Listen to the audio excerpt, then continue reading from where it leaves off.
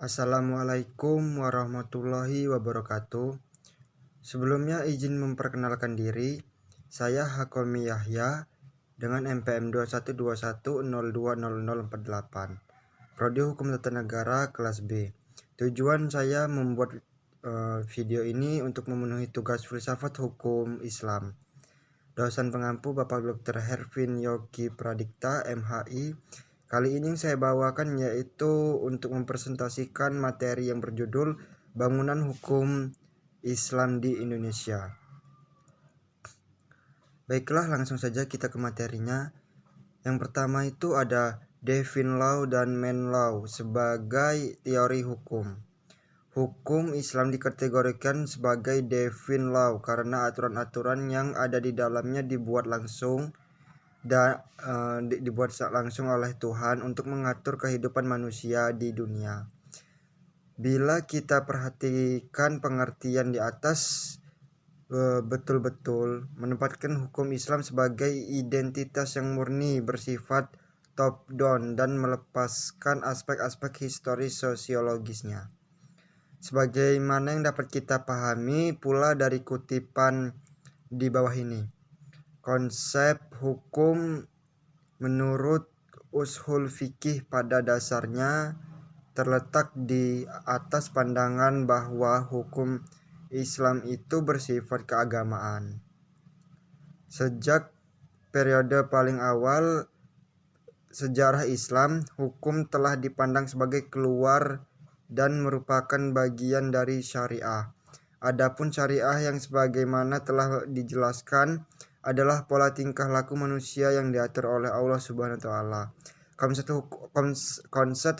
Konsep hukum seperti itu sejalan dengan pandangan bahwa hukum itu harus bersumber langsung atau tidak langsung dari wahyu Tuhan, yaitu Al-Quran, dan penjelasannya dari Nabi Muhammad SAW yang disebut sunnah.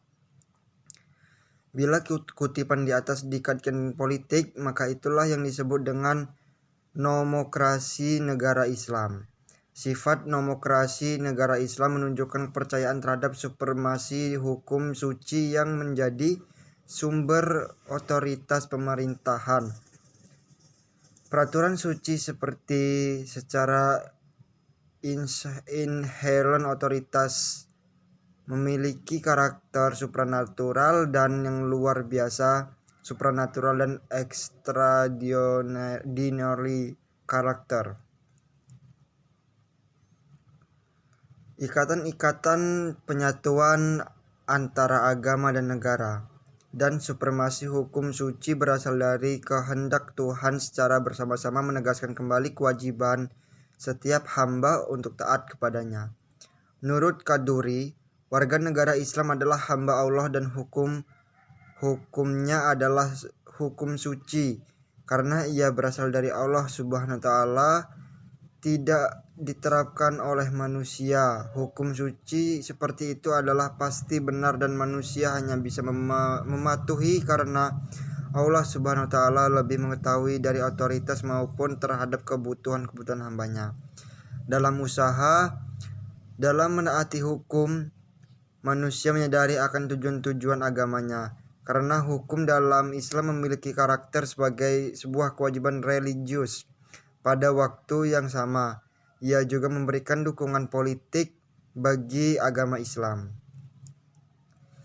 Pada kenyataannya, hukum Islam ini merupakan perintah Tuhan dan karenanya bersifat mengikat sebagai sebuah cita-cita agama yang berbeda dengan hukum buatan manusia, man-made law, dan dianggap sebagai fenomena sosial yang tunduk pada kebutuhan manusia dan nilai-nilai. Karena alasan itulah hukum dalam pandangan pemikir Islam pada kenyataannya bukanlah termasuk kajian yang independen dan empiris, sebagaimana implikasi dari kedua faktor tersebut, yakni sifat sucinya dan ikatan yang kuat dengan tradisi-tradisi lama. Hukum Islam berkembang menjadi sebuah hukum yang statis yang bisa dianggap menjadi penghalang bagi terjadinya perubahan. Terus yang selanjutnya itu ada perkembangan hukum Islam di Indonesia. Pada bagian ini mendiskusikan relevansi epistemologi hukum Islam Indonesia dengan pembangunan hukum Islam Indonesia dengan bangunan nasional. Namun sebelum kita lebih jauh membahas persoalan tersebut dengan hukum nasional, mengapa kita membutuhkan hukum nasional dan bagaimana caranya kita mewujudkan hukum nasional tersebut? Melalui penjelasan terhadap aspek-aspek ini, kita mengetahui relevansi epistemologi hukum Islam dengan pembangunan hukum nasional. Terus ada pembangunan hukum di Indonesia. Dalam rangka membangun sistem hukum nasional, pemerintah menerapkan kebijakan untuk memanfaatkan 3 sistem yang eksis living law di Indonesia, yaitu sistem hukum adat, Islam dan Barat, Belanda, berbagai bahan bakunya. Yang ketiga ada sistem hukum sangat berkontribusi dalam pembangunan hukum nasional.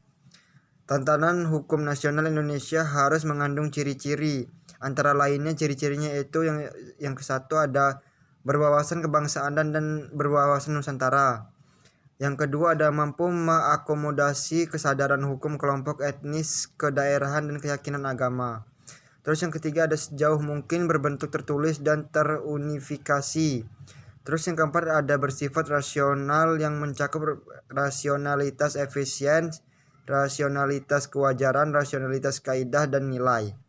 Yang kelima ada responsif terhadap perkembangan aspirasi dan ekspektasi masyarakat. Terus yang selanjutnya itu ada perkembangan hukum Islam di Indonesia, itu sarana dan prasarana. Berdasarkan penjelasan di atas, tampak sekali dalam hal penetapan kebijakan hukum Islam Indonesia itu pemerintahan itu menjadikan hukum Islam sebagai bagian dari hukum nasional. Kondisi seperti ini tidak semata-mata terjadi di Indonesia, tetapi terjadi pula di negara berpenduduk muslim, baik yang memiliki konstitusi Islam maupun yang tidak memilikinya. Sebagai sebuah sistem hukum atau bagian dari sebuah sistem hukum, ia mempunyai teks tertulis dalam bidang-bidang yang dicakupkan, memiliki lembaga peradilan sesuai tingkatan-tingkatan yang diperlukan, yang mempunyai alat penegak hukum untuk menjalankannya. Baiklah, mungkin kiranya itu saja yang dapat saya sampaikan pada presentasi kali ini. Kepada Allah saya mohon maaf, kepada saudara-saudara sekalian saya mohon maaf jika ada salah kata atau yang lainnya. Saya akhiri, wabillahi taufiq wal hidayah. Wassalamualaikum warahmatullahi wabarakatuh.